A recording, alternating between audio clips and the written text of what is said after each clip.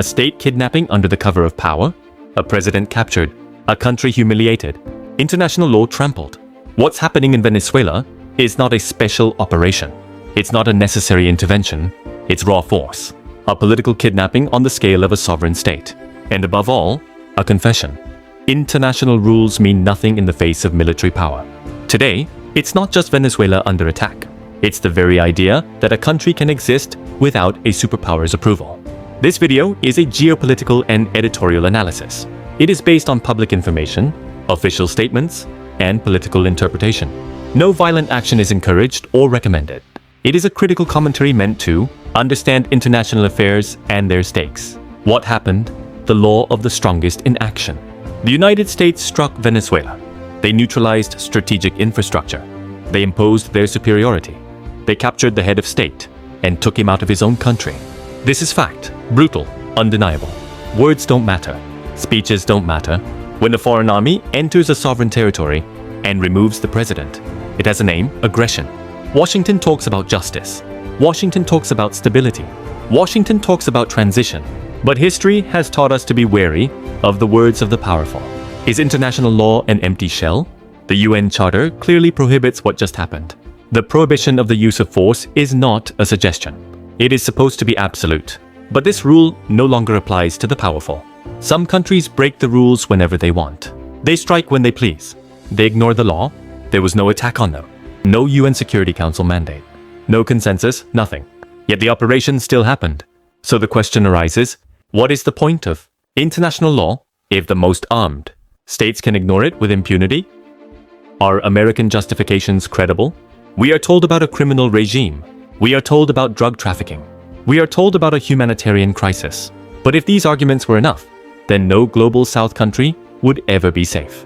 International law has never allowed a foreign power to overthrow a government simply because it is deemed immoral, illegitimate, or corrupt. Otherwise, it is no longer law. It is imperial ideology. This discourse is not legal. It is narrative. It is meant to convince, not justify. The hypocrisy of the powerful. How can the US accuse others? The United States condemns Russia in Ukraine. It criticizes Rwanda in the DRC. It warns China about Taiwan.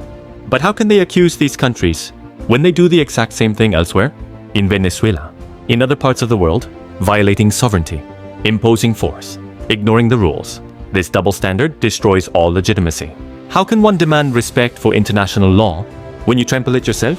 Why does the world remain silent? Some condemn, some hesitate, many stay quiet. Why the silence? Because everyone understands what is at stake. Today it's Venezuela. Tomorrow it could be any state that displeases, resists, or refuses to align. What many countries defend today is not Maduro. It is their own political survival. But powerful states should lead by example. Respect sovereignty. Uphold the law. Defend peace. Without an example, rules become empty words.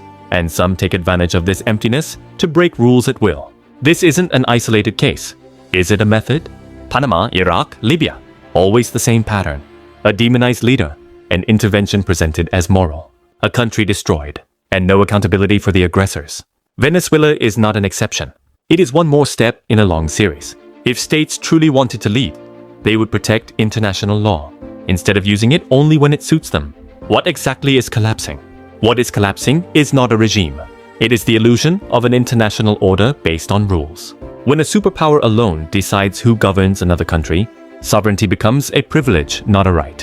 When the UN is bypassed with no consequences, it becomes decoration. When law applies only to the weak, it ceases to be law. Yet some states still seek peace. In the Congo, for example, nations and certain states collaborate to prevent total collapse. They show another path is possible. A path where states lead by example, respect rules, and defend sovereignty. What message is being sent to the rest of the world? The message is clear. Obey, or be treated like Venezuela. This is not a conspiracy theory. It is a logic of domination made explicit. A show of force to remind who really decides. And in this world, peace is never lasting. It is only imposed. But exemplary states can change this logic. They can remind the world that law exists for all, and that force should not rule. Otherwise, some will continue to break rules at will, while accusing others. Conclusion. Is this about Maduro? This video does not defend a man. It does not defend a regime. It defends a red line, because the day we accept that one state can capture the president of another country without international mandate, no state is truly sovereign anymore. And when international law dies, it's not tyrants who win, it's empires. But states that respect the rules, lead by example, can still preserve order and inspire the world. Call to action: do not remain silent. If you still believe that law, justice, and truth matter, stay here and subscribe now. Subscribe to never be a bystander to manipulation and injustice. To understand what the powerful want to hide. To see how the world is really governed, every subscription, every share, every view, it matters. Because staying silent is accepting that force crushes law. We refuse to be silent. So subscribe now.